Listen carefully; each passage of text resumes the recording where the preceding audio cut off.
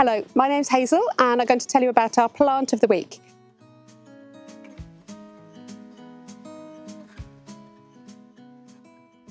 Here we have Dicentra. Its common name is bleeding heart. Now Dicentra has actually had a name change, although most garden centres still call it Dicentra.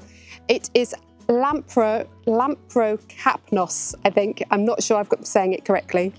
But it's called bleeding heart as its common name because of this absolutely gorgeous heart-shaped flower with this little drop that comes down underneath. And they come in reds and whites and pinks, and they're just lovely. So they have these arching stems. So this variety here, Spectabilis, can get up to about 45 centimetres to a metre tall in the right conditions. This variety here is called Luxuriant. And this is a shorter variety, sort of 30 to 45 centimetres. And they have this lovely divided foliage. It's really soft, very tactile, and Luxuriant has much more divisions in its foliage, so it looks almost fern-like. Now, these are spring flowering plants, and the foliage will die back completely in the autumn, so you won't see anything, and then they'll send up its shoots again in the spring. You may have to watch out for the slugs and snails, just having a little nibble. But they are fully hardy in the UK. They are woodland margin plants, so they thrive in partial shade or dappled shade, but what they do like to have is moist soil.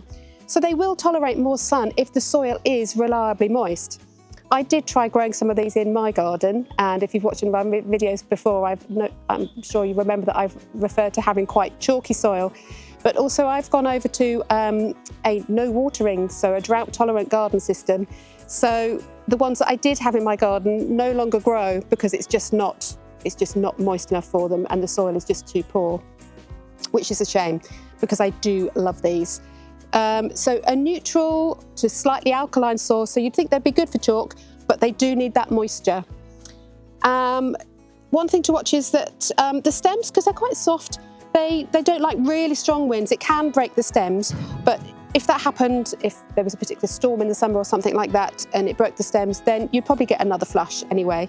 So once the flowers have gone over on this stem, cut the stem back. You may get another flush, depends on how late in the season it is.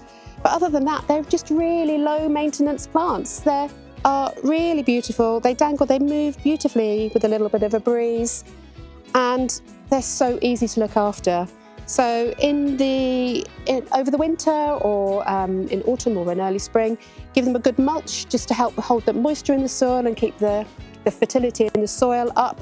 Other than that, there's not anything really to do apart from just admire them because they're so beautiful.